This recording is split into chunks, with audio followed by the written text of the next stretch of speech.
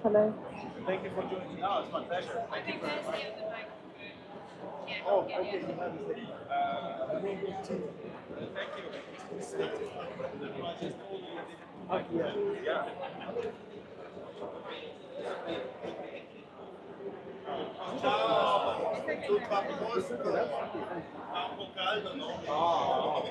Okay. Good morning, everybody. Can you all hear me? Yes. Excellent. Great. Thank you so much.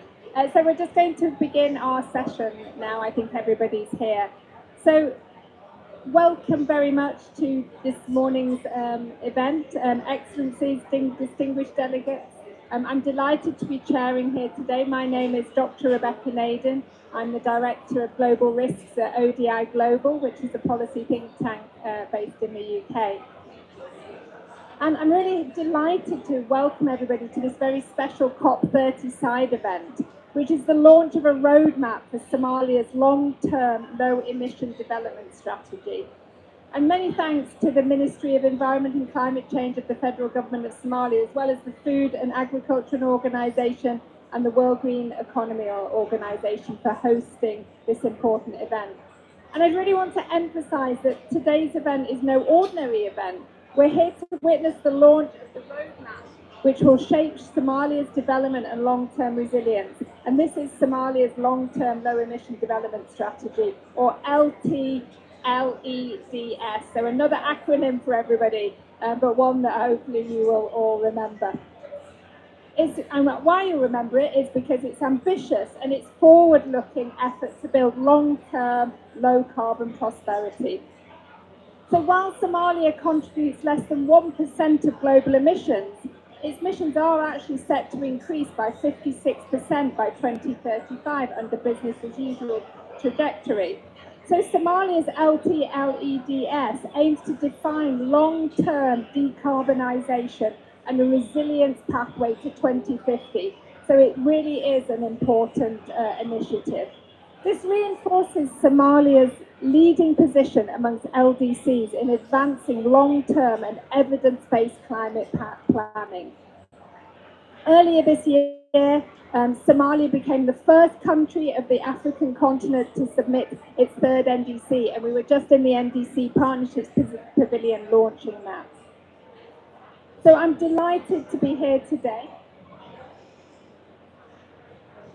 And what we're going to do today is we're going to have the event in several parts. We'll have some welcoming remarks, then we'll hear a keynote speech setting the context for the LEDS roadmap, and then we'll hear a presentation going into more details, and then finally a panel discussion about how funds, governments and the UN can work with Somalia to translate the LEDS into an actionable investment pipeline. So let me begin now. I'm delighted to invite Dr. Romeo Bertolioni, who's the NDC Partnership Country Director for Operations, who will give the first opening remarks.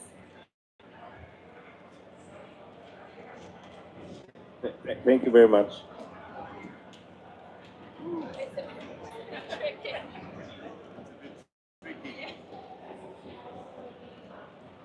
Well, thank you very much, and absolutely delighted to be here. We have almost a familiar kind of meeting here with you, uh,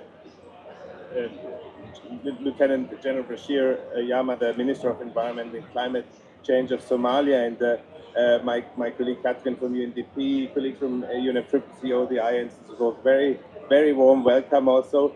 And I'm absolutely happy to be here on this launch of the long-term emission development strategy. And the LT-LEDS was a thing that we thought is something that is bringing another burden to the countries. You know, you need a NAP, you need a NDC, and you need an LT-LEDS, and you need the National Development Plan, and you may have even a technology assessment plan, and so forth. But I think if you do it in a cohesive and coherent manner, and that is what you try, and I think that's where you're like best in class in your group of countries, I would say. It's absolutely great. And of course, you have a very strong also connection to your national transformation plan, and that's extremely important. And this embeddedness, I think, is good.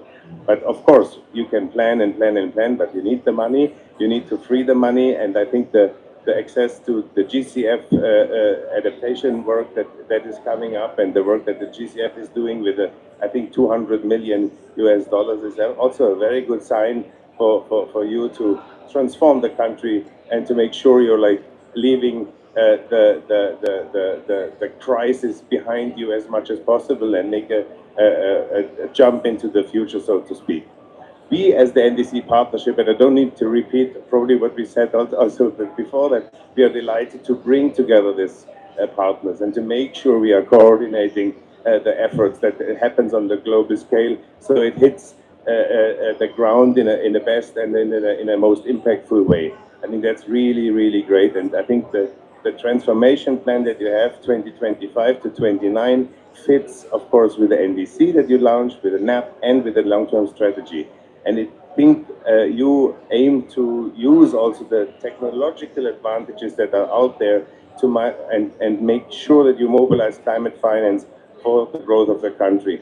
So this is really wonderful. And the policy coherence, and I think we had a good demonstration there in the summit with Denmark, with the UK there, with Germany there, with World Bank, UNDP, and FAO there. Make sure that this coherence of the LT-LEDs and the other instruments is there, and you follow your plan for following up on the national strategic framework and the investments that you are planning. So this is really important, and you have a business community in the country. You have an enormous diaspora, I think, and that you can bank on, and I think that's a great opportunity, right? That you can make sure that you have the investments flowing and the ideas flowing and the exchange flowing. This is a great asset, I think. So for us, it really is not about just emissions as well. It's called long-term low-emission development strategy, but it's also about transformation. And we provide, and we think this is what provides a platform for inclusive green growth, that you are attracting investments, you build resilient economies, and you make, you even make a contribution, although your contribution to CO2 emissions is so tiny, but you even you do that, and you're not repeating the faults of the past. So this is really great. So we really call for action, and we cannot meet the global goals without countries like you. And also you show others, what is possible as a country that is still suffering from like conflicts, but is also like having a future that you want to embrace. So we are really happy to have this thing together, and we call on our partners and the private sector to step up and respond positively to support this effort, like in your country, but to make also sure that other countries are bringing and gaining from your experience. And we just want to close with saying once again, together we achieve more. And thank you very much, Minister, and everybody involved for the ownership. Thank you so much. Thank you very much for those opening remarks. I'd now like to invite His Excellency Lieutenant General Bashir Mohammed Jama, Minister of Environment and Climate Change for Somalia, to give his keynote speak. We've just come from the NDC Partnership Pavilion, where the NDC 3 investment plan was launched. And it's important to note that this LEDS is not an isolated plan. It's fully integrated with the NDC 3.0 investment plan.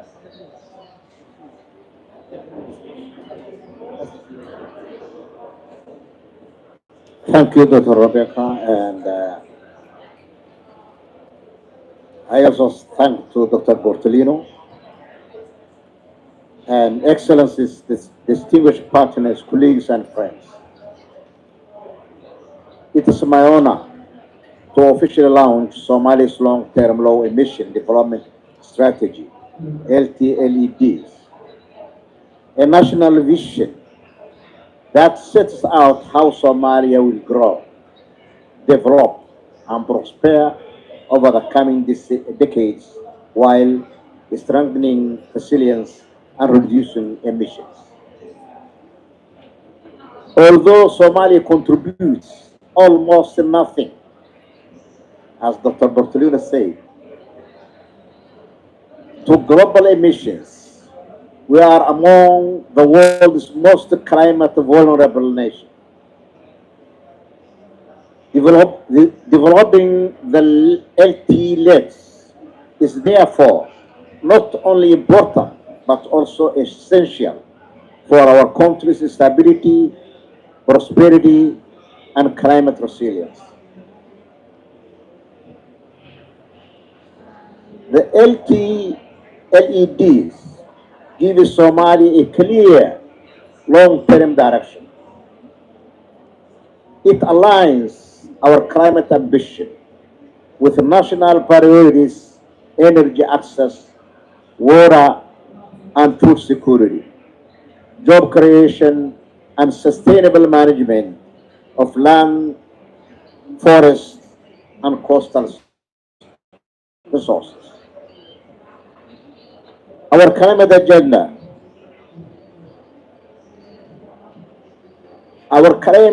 priority for the development of LTLEDs shows how Somalia can pursue low emission, climate resilient economic growth, ensuring that our communities, cities, and productive sectors become more secure, competitive, and sustainable. This strategy is a foundation of normalizing climate, of mobilizing climate finance and investment. Along a long-term vision, clear sectoral pathways, and credible analysis make Somalia better positioned to attract concessional finance, blended instruments, private sector capital, and access opportunities under mechanisms such as Article 6. Our LTLEDs strengthens wall of government and wall of society coordination. It unites our federal government with federal member states, where implementation will actually happen, and includes the voices of youth, women, academia, civil society, and private sector. Finally, the LTLEDs ensures intergenerational justice. It provides a pathway for future generations to inherit a safer, greener, and more resilient Somalia, one that is prepared for climate risks and able to seize new economic opportunities. the LEDs bills on our NDC 3.0, the National Adaptation Plan, and the NDC Investment Plan. It is national owned, evidence-based strategy that will help Somalia transition a long-term stability, responsibility, and sustainability. I extend our gratitude to our partners, particularly the NDC partnership, who funded the development of our LEDS from the partnership internal action fund, and all friends who have supported Somalia's climate journey. Today, Somalia presents not only a strategy, but a vision for the future. A future built on resilience, partnership, and shared ambitions. I hereby launch Somalia's long-term low-emission development strategy and vision. I thank you very much.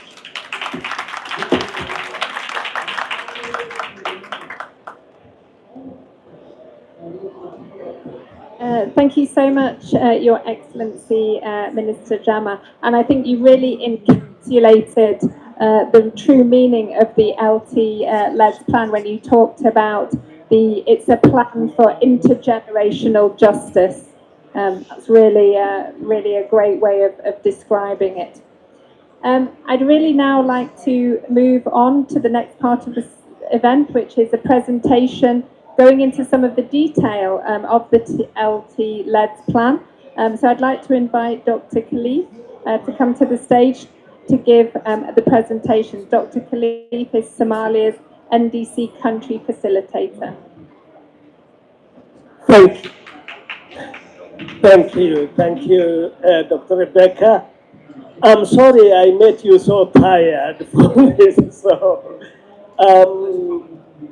as the minister, as the NDC partnership director, as Dr. Rebecca said, LEDS long-term low-emission development, though Somalia contributes 0.09, almost nothing of the global emission, yet we have a commitment to make aligning with the global commitment, and our LEDs are to that target. So we are going to bring a 50-year strategy and vision.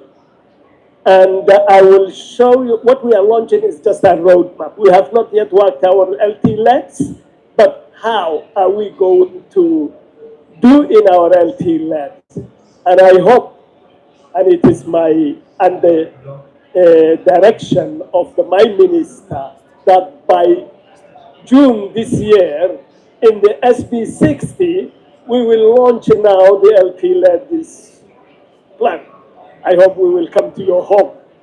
So, next slide. So what are we going to do? What is the framework we are going to do? And you just count me 5 minutes, Charlotte, so that we will be. So we establish LP-led governance. This is all-inclusive government, whole of society. That is our approach.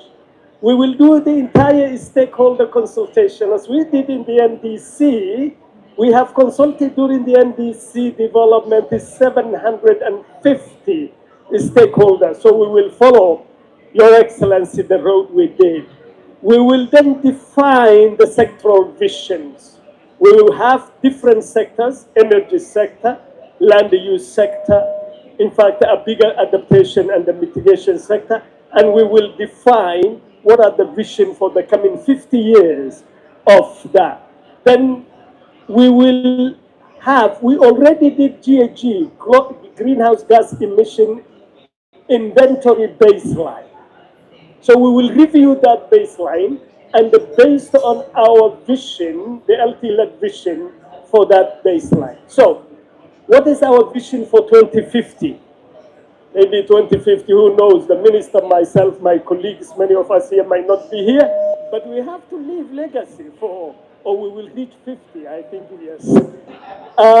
So what are the mitigation goals we have? We will have to transition renewable energy system, sustainable land use, low emission agriculture practices, because if you look our agriculture system and the land use today, 86% of the emission we contribute to the world comes from those two sectors. And then waste reduction and circular economy is a vision of our mitigation that we are going to do. In adaptation side, we will have a climate smart agriculture, water security and drought management, food security and livelihood protection, and the coastal zone protection. So we're talking about the LEDs. So why am I talking for adaptation? Because adaptation is part of the long-term low-emission development, since they contribute the emission itself, and there are co-benefits, whether it's adaptation and mitigation in our NDC, so they are matching. Next slide, please. So for this process, we will have 4 phases. Our phase 1 is inception, and where we are starting today. That is the government buy-in, establishment, institutional arrangement, assess all the available resources and the political commitments. Then phase 2 will be defining the mission, the vision of our long-term law strategy, which is engaging all stakeholders and conducting baseline assessment. And as the minister mentioned it many times, especially during the NDC investment plan, federal government is the coordinating, but the action will happen at the federal and state levels. And the phase 3 is now the analysis and the modeling, identifying priority measures. We may not have the data we require entirely, and that is why we know knowledge base of modeling the GAG scenarios. So we will build the 3 different scenarios of GAG, which I will explain in my next slide. And then we build the monitoring and mobilization resources. These are the key sectors for the transformation that our LEDs will focus. And it is energy, as I said. I'm happy to see the Director of Energy of the Ministry of,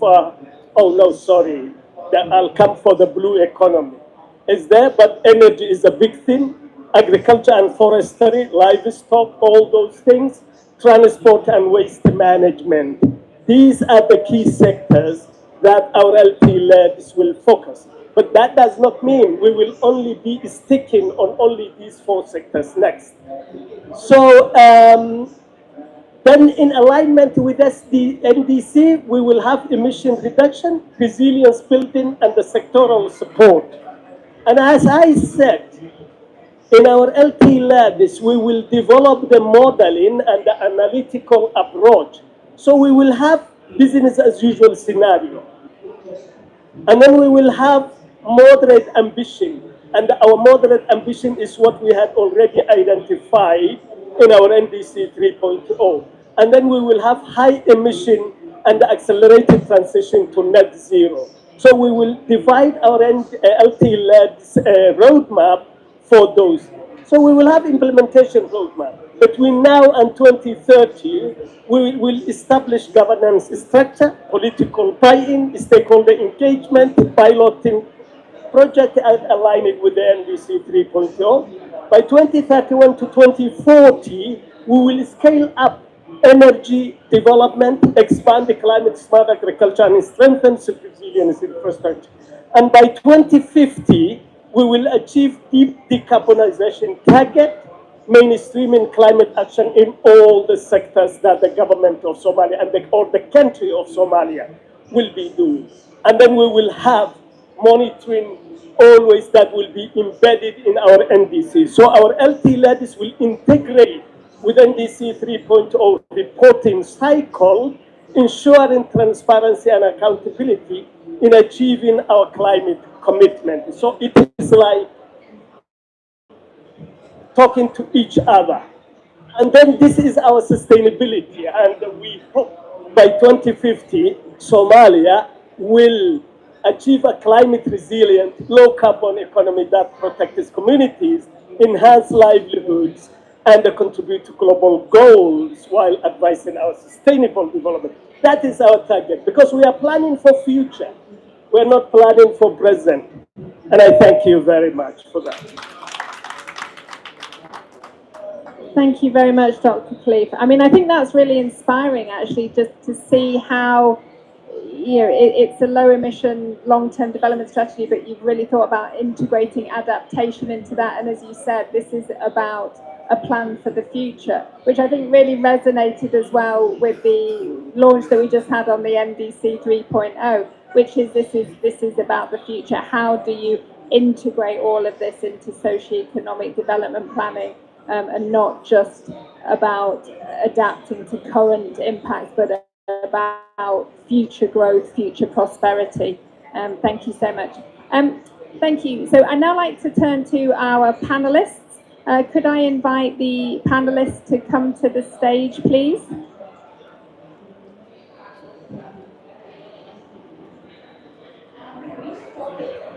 Hi. Hi. Hi. Hi. Hi. Great. It's fine. I just sit where where it's comfy. Yeah. So thank you very much, everybody. We now have a group of esteemed panelists, and we're now going to have about sort of 30 minutes for some questions to them. I'm going to start with Andre Campanogara, the Regional Collaboration Centre Global Lead for UNFCCC in Africa. So my question to you, Andrea, based on sort of what we heard from the Minister Jama, from Dr. Khalif, how can UNFCCC Regional Collaboration Centre support Somalia in translating this LEDS into that actionable investment pipelines? And I'm sort of thinking particularly around enhanced access to Article 6 mechanisms and capacity building for those transparent tracking of low carbon emission investments. Yeah, thank you very much. Let me first thank the organizer for inviting me to this event, and I would also take occasion to thank WG, who is hosting the event, because he's also hosting the RCC for the Middle East, North Africa, and South Asia. Just few words on who the RCCs are the regional collaboration centers of the Climate Change Secretariat. We are the extended arm of the Secretariat in the region, and we provide support to countries with facilitating compliance with commitment under the Paris Agreement, the Convention, and try to facilitate also their participation to the mechanism, the processes that has been established under the Paris Agreement. We do in various ways, mainly with organization of capacity building activities, production of knowledge product, gap analysis, and so on and so forth. So I think that the range of activity we put down on the ground is also relevant to the LEDS of and the NDC that has been already submitted by Somalia in September, and congratulate for that, for the timely submission, and congratulations also for the launching of the LEDS process. The challenge now is alignment, is also required by the global stocktake between the NDC and the LEDS. And I understand that one of the major challenges is the mobilization of financial resources. We are entering next year in what we call an implementation phase of the NDC, so the submission of NDC 3.0 is almost finalized. Still some countries has to submit that, but we like to look at the future in terms of implementation.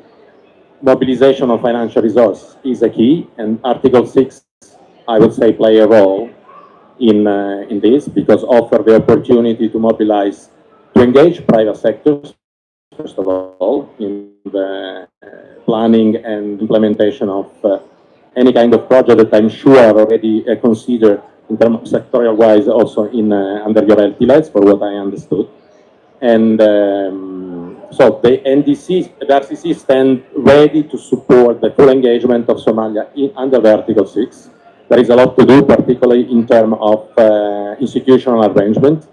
You need to establish an NDA, the National Designated Authority, that will manage and coordinate the whole process. There is a need to define a priority list of sector projects that will be implemented under the Article 6 framework to implement it. And we stand ready to support this process. The RCC has what we call an Article 6 carbon pricing expert, which is the focal point for parties for whatever concern carbon market and Article 6.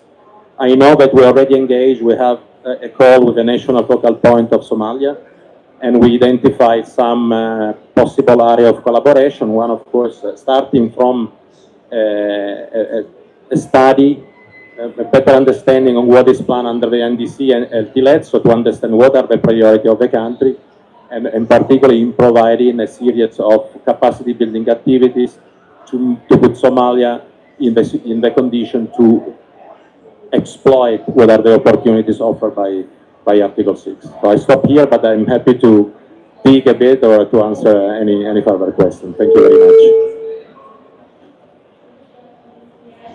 Thank you so much. And yeah, that's really great to hear then that you're standing ready and you've already identified some areas of potential collaboration. And I think clearly with the NDC and the LEDS being so well articulated in terms of those priorities already sort of being identified and particularly also being costed as well.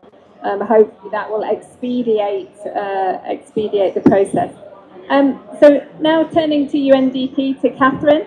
I'd like to introduce Catherine Diambala, who's the Global Technical Advisor on Climate Change at UNDP.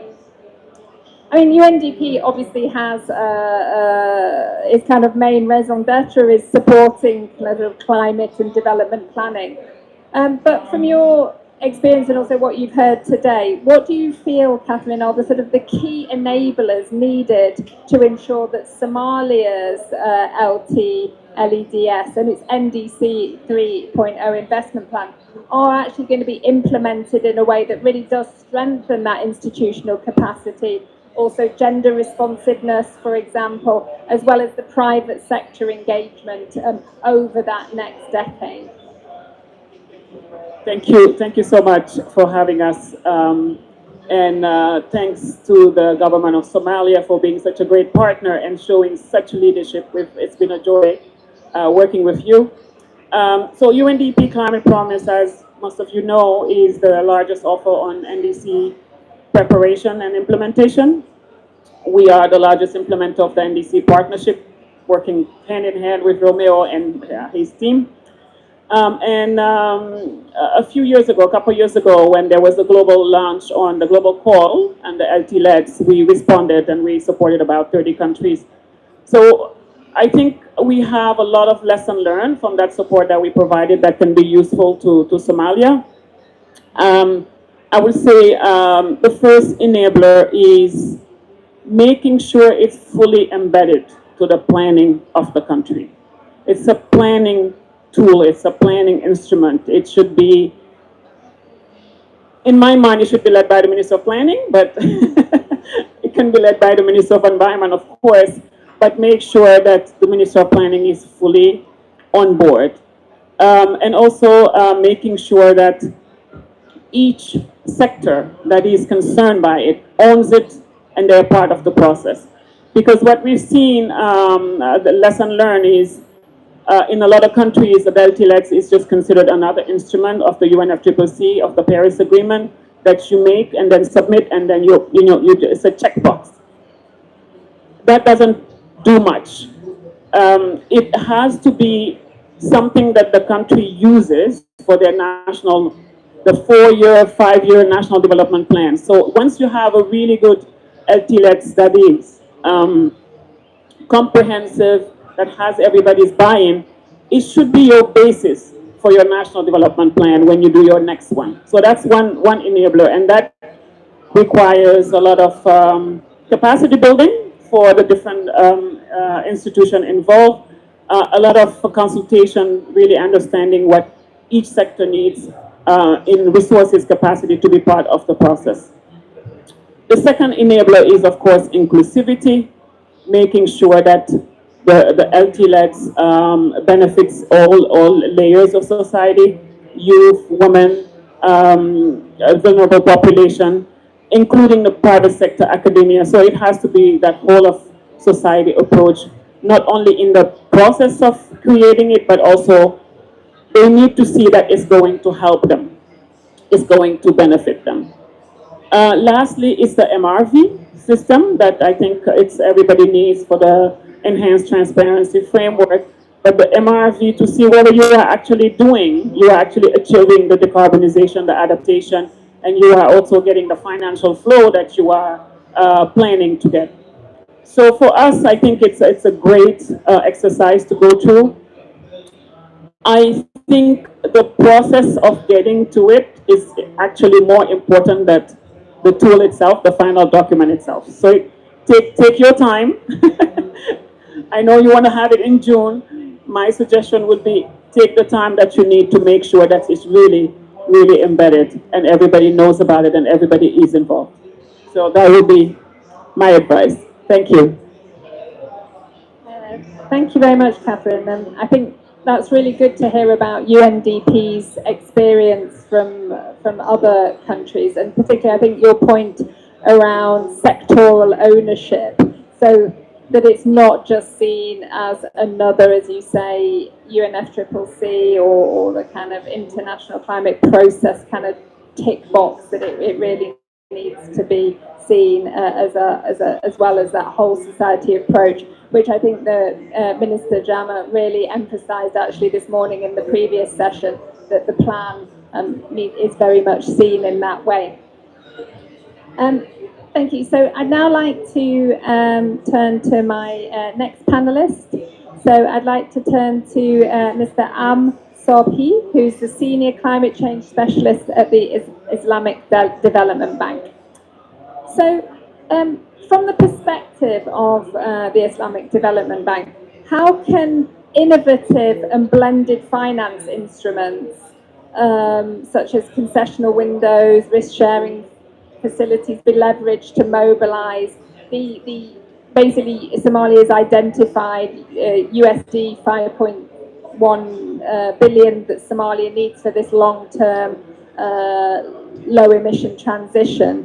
So yeah, what's the sort of perspective from the bank? Thank you, Doctor. Assalamu alaikum, everyone.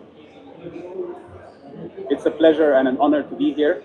Congratulations to Your Excellency and all of the Somalia team and the partners for this continuous stream of achievements.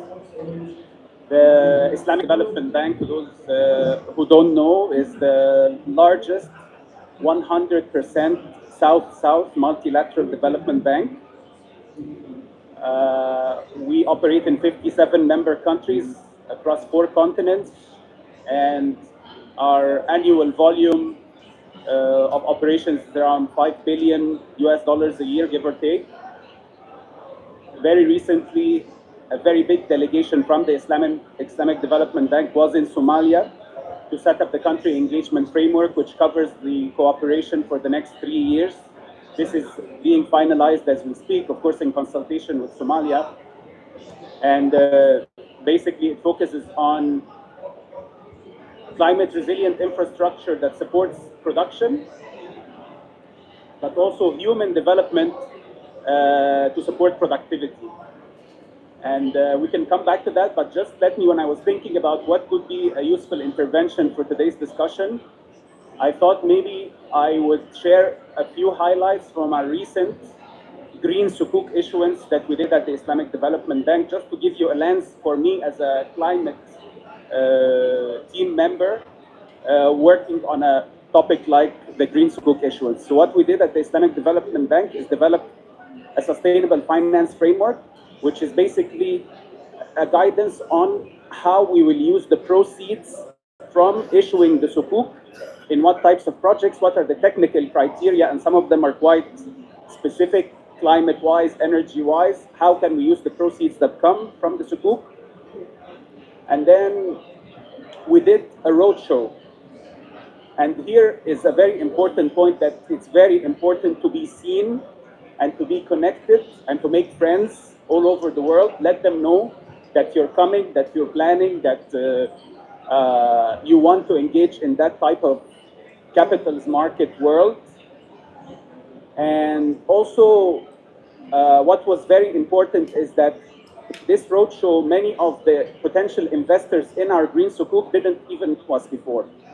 But they don't really want to know us that much either. What they need to know is to look at our financials. And you can draw your conclusions what this means for the country as well. They want to see that there's some sort of stability / improvement in the financial picture so that they feel comfortable investing. And also, it's very important, idea of use of proceeds, that this money should go to projects that are in implementation, that keep dispersing. If the projects on the ground have any obstacles, whatever they may be, in our case, sometimes it's land acquisition, resettlement, whatever it may be, it's very important for this flow to continue and this confidence to be there, to make sure that operations on the ground, that implementation on the ground is unhindered to the extent possible. And therefore, these projects need the money that's coming, and we can disperse on time. This is the issue. And my final point, and I'm from climate and environment side, but it's very, very important to have a very strong treasury team working on this. It's very important. Like the whole idea of pricing your sukuk or your bonds and versus your rating as an organization. We're AAA rated, which means we're very safe, and then the returns on our sukuk are quite low. But some investors are looking for more risky and therefore higher return investments. So the whole ecosystem there that needs to be very well understood and very well engaged with, to make this a very good possibility for Somalia. And the bank is 100% invested in sharing this experience and working with Somalia as needed on that effort. Thank you. Thank you very much. Thank you very much for that, Zoe, because I think there you've highlighted again this question of like the risk tolerance, the risk appetite of the investors, and that need to, for all parties in the ecosystem, to sort of, how do you price the risk, and then what efforts can be made, like as you mentioned, so important to have the treasury involved to create that confidence. Thank you very much. And now to my final panelist, who's waited very patiently. I'd like to introduce Abdullah Bare, who's the Principal Advisor for Somalia's Ministry of Environment and Climate Change. So my question to you is, how does the federal government basically plan to operationalize the LEDS financing strategy? So we've heard about the need for coordination amongst ministries, development partners, investors. How does the government plan to operationalize that, to develop that coordination, to ensure effective resource mobilization?